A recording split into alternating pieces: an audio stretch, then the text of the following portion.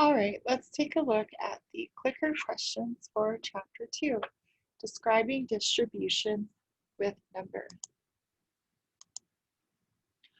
5 men in a room have a mean height of 70 inches. A tall man, 80 inches, enters the room. Now the mean height is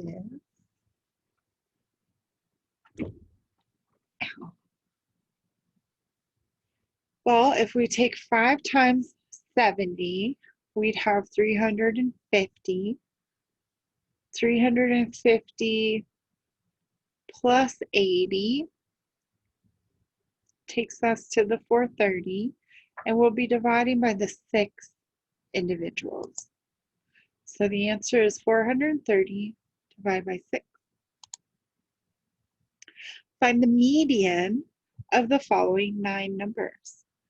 The numbers are already ordered, and so we just have to find the middle.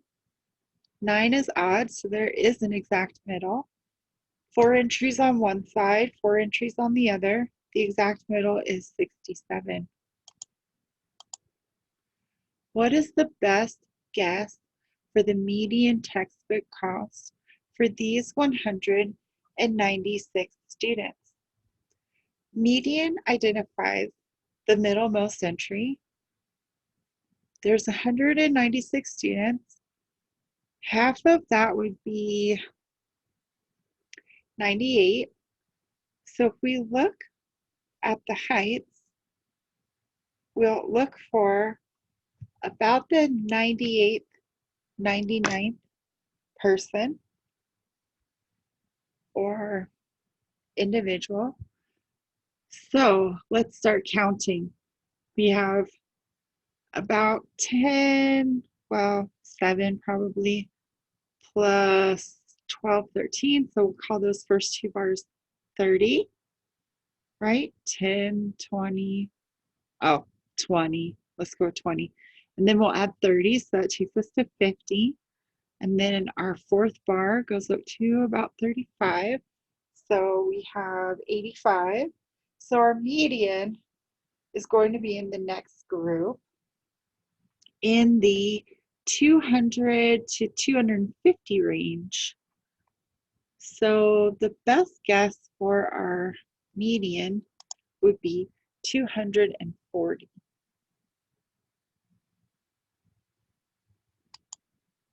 Consider the data. Suppose that the last value is actually 115 instead of 85. What effect would this new maximum have on the median of the data? There wouldn't be an effect because the median just counts to the exact middle. So the answer is no effect. Consider the data.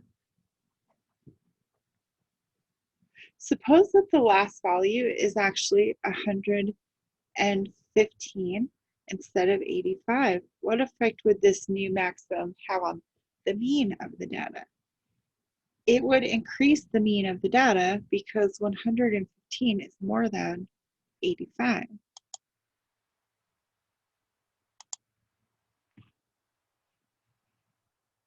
If the distribution is exactly symmetric, what can be said about the median and the mean of a set of values? We can say that they are exactly the same. Consider the data.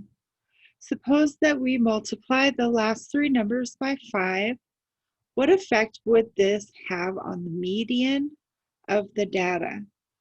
There would be no effect because the median is 58, is not affected by the last 3 numbers.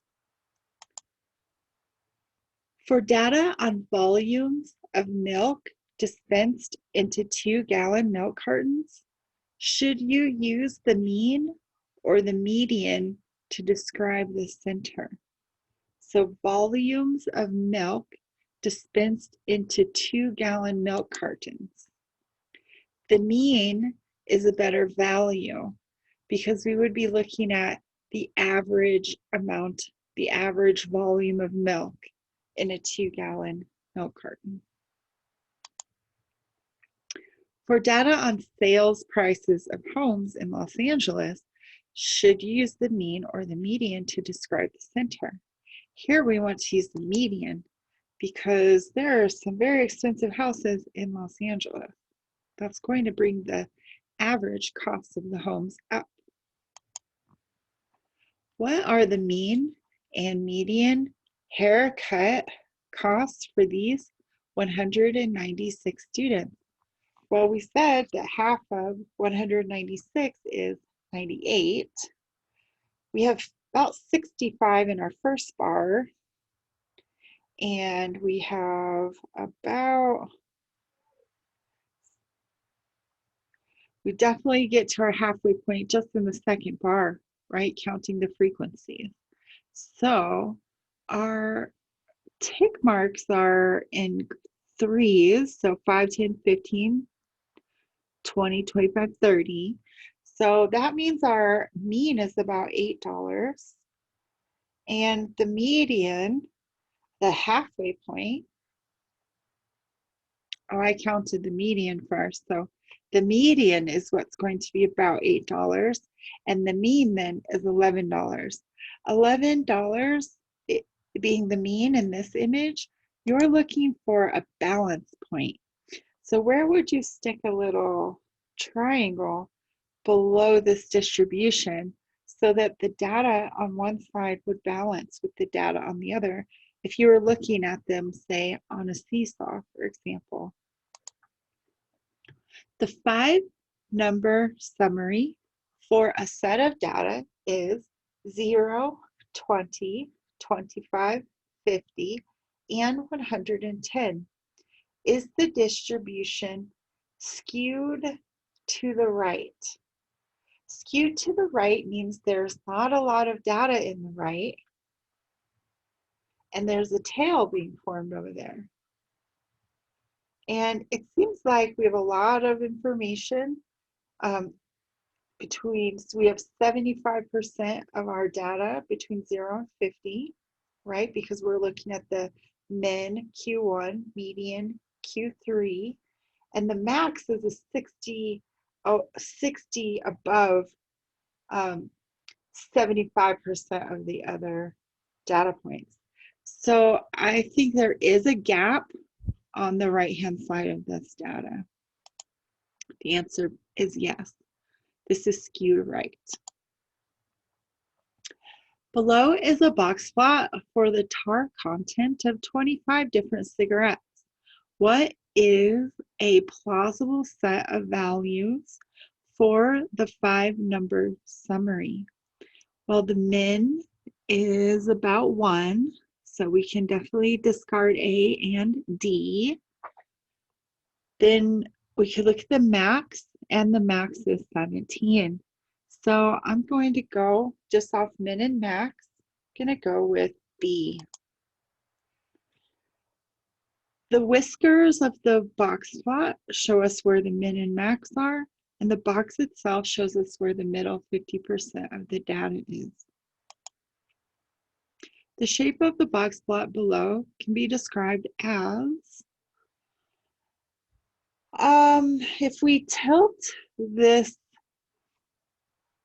so that the tar content is on the top of the screen and our values increase from left to right, then you can see there's a large, there's just one section, right, that goes a large stretch, and then 75% of our data, again, is clustered together in almost the same amount of space that the first 25% of the data spans.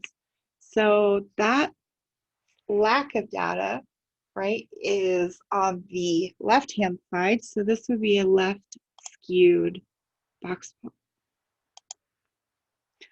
Look at the following side-by-side box plots and compare the female and male shoulder girth. Here we have 3 choices. Men and women have about the same shoulder girths. females have a typically larger shoulder girth than males, or females have a typically smaller shoulder girth than males. The strip for the box plot for female labeled 0 and male labeled 1 show that all the upper 50% of shoulder girths in females overlap the lower 25%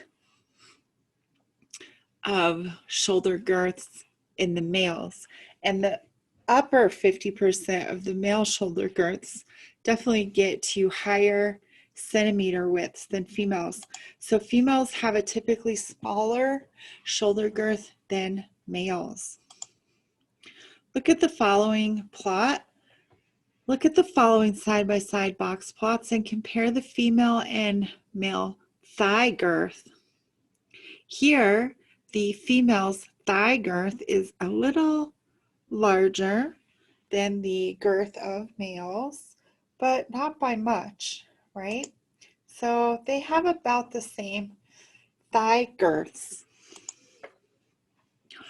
Which group has the largest spread? So spread is, in some ways, just defined as range. Here, we can see that the range of single values stretches the farthest. Oh, single males, I'm sorry. And there's single females on the third box. So single males.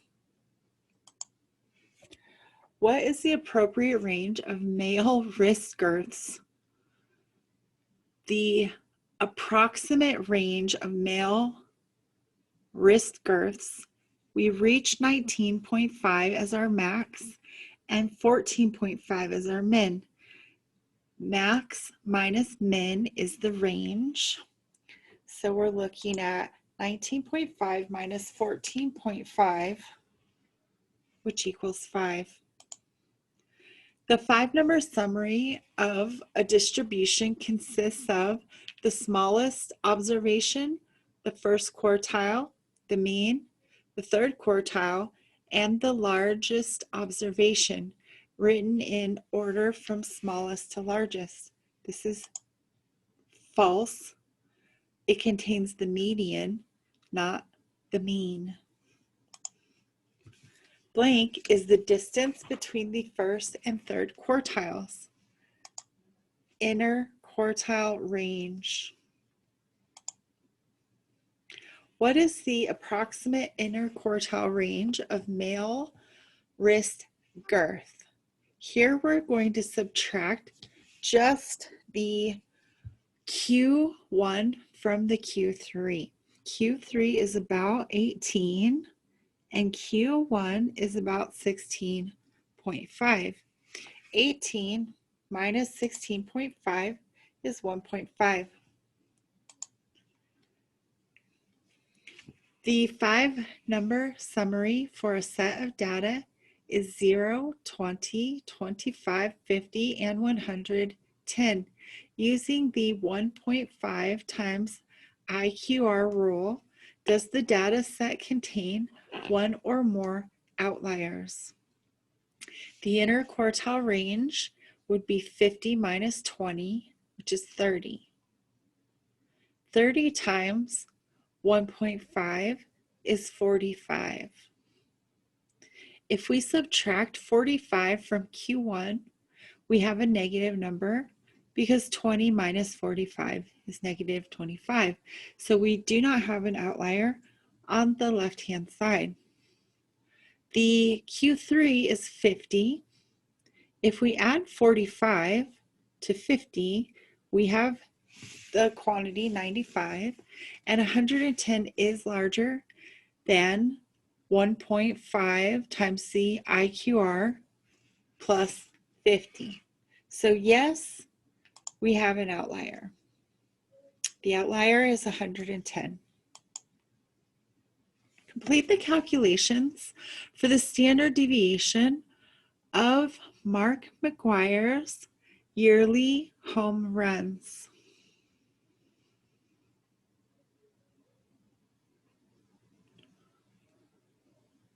Here we're looking at calculating the standard deviation, where generally in class we make a frequency table to begin with, or at least a distribution table. Then we find the difference between each data point and the mean, and then we square that difference. To find the standard deviation, we then sum the column of the squared deviations, divide by n minus 1, and square root that ratio. So 3,757 divided by 11. Should be 0.7 in there as well. And then square rooted. Which of the following statements is true? Standard deviation has no unit of measurement. False. Standard deviation is either positive or negative. Oh, we can pick several, I think. That's true, right? We can have standard deviation is strictly positive. Standard deviation is strictly positive because we just took the square root to find it, right? And that's the positive principal square root that we took. So B is false, A is false, B is false. Standard deviation is inflated by outliers. True. Standard deviation is used even when the mean is not an appropriate measure of center. Not true, because we used it to calculate the deviations. So the only one that's true is C. The variance S squared is especially its square root. The variance S squared and especially its square root, the standard deviation S, are common measures of variability about the median as center. This is false. These are not measures of variability, they're measures of spread. For the following distribution of Major League Baseball players' salaries in 1992, which measures of center and spread are more appropriate? The mean and standard deviation, or the median and inner quartile range? The median and inner quartile range were generally the choices we were looking at when we were looking at histograms like this.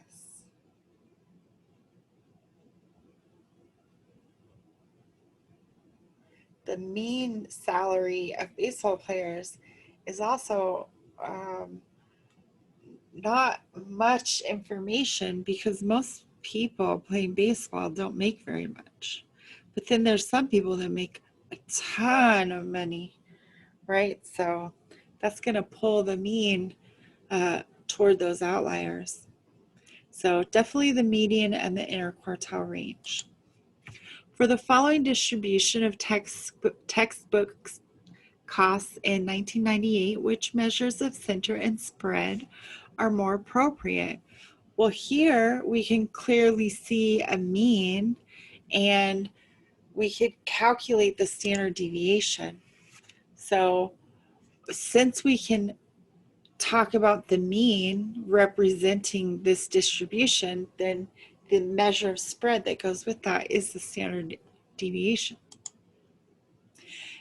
An individual requires a warm, stable climate. Which city is better? So the first one, we've got data that's spread out from the 20s to the 80s, high 80s. And in the second graph, San Diego, we have all temperatures close to the center. The means in each graph are kind of the same. They're in the 60s. I prefer that degree of temperature as an average, so that's very nice. But then you see the standard deviation in the first graph is much higher. That means there's a larger spread to the data, whereas the standard deviation in the second graph is 5.7. So we see a clustering of data, and we see that the standard deviation is low.